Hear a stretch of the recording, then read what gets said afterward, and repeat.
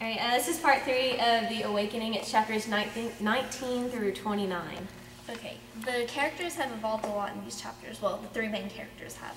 Edna, she completely has become rebellious. She doesn't do her household duties. She's stopped caring for the visitors, and she doesn't care for her family either. She goes away into depression mode because Robert is still in Mexico. And she's upset that she doesn't get letters from him, but what she doesn't know is that Mademoiselle Reese gets letters all about her. And she refuses to attend her sister's wedding that shows that marriages mean nothing to her. She prefers freedom in the single life.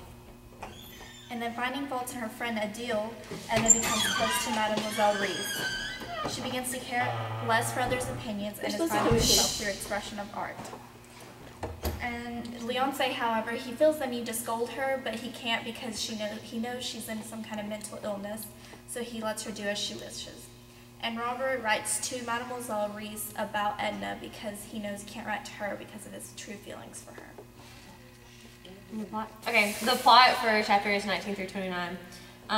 Leonce and Edna's marriage is completely finished. Like, there's no hope left for them. They have nothing to say to each other at all. Like, she even said that basically they just live together. There's no love. She said she didn't marry for love, like normal. And they can't see eye to eye on anything. And Leonce goes and consults the doctor about what could be wrong with her because he thinks she's got like a mental problem. But he learns that he just has to learn that he has to let Edna do whatever it is that she wants to do.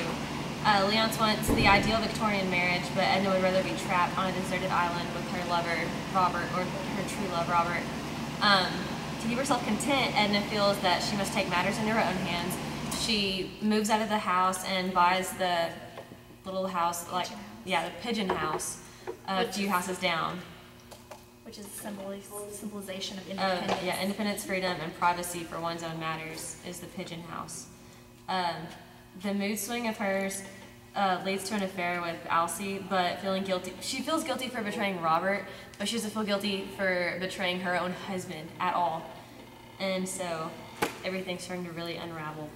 And the pigeon house shows the distance she wishes to be from her husband's possession. Okay, and the questions I had were, why do y'all think that Robert's returning so soon? Anything to do with Edna? Yeah, because I think he misses Edna. Yeah, I think it's just like in the letter. He try to win her over. Yeah, he realizes that he can't get over her. Okay, and then do y'all think Edna is starting to feel more passionate for Arabin than for Robert? No. I think it's just because he's there. Yeah. It's a comfort and she thing. said herself that I feel like I've betrayed Robert, but not my husband, so she still has those feelings. And then when she's moving into the pigeon house, is she deciding then to abandon her family since she's just kind of like up and leaving with She her left husband her gone? kids as well. I think she's like abandoning her family, but then again, she's like trying to express herself and be free like she's always wanted to. Like, she's not the mother type. No. She's more independent and go beyond her own, and she's really starting to come out of her shell. She's like a player. Player quote. Okay. My quote is, before dinner in the evening, Edna wrote a charming letter to her husband telling him of her intentions to move for a while into the little house around the block and to give a farewell dinner before leaving.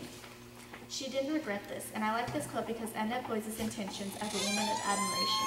She remains courteous to her husband and on friendly terms, but she no longer relies on him financially or obeys his every command.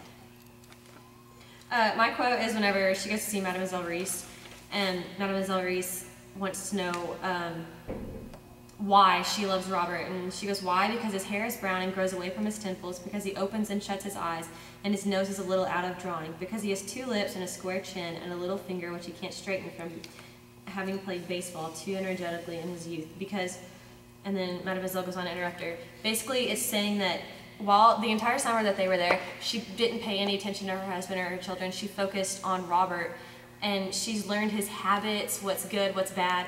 She has fallen in love with Robert, and Leonce is just a man to live with to help provide for her. Her sugar daddy. Okay, and Amako, I said, she put her arms around me and felt my shoulder blades to see if my wings were strong, she said.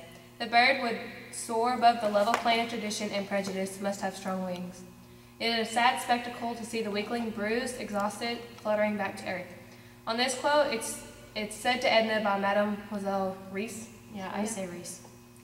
If Edna has strong enough wings to fly beyond her traditional ways of life or society's expectations. She uses wings to show that Edna may not be able to stay in flight with her wishes, that she may fail along the way. Mademoiselle is giving Edna a fair warning when she says this, and then it's maybe foreshadowing that she's going to fail later on in the end. So, We already know what happens. Someone gave it Part away. much. 3. Cliff Notes gave it away. Bye-bye. Bye.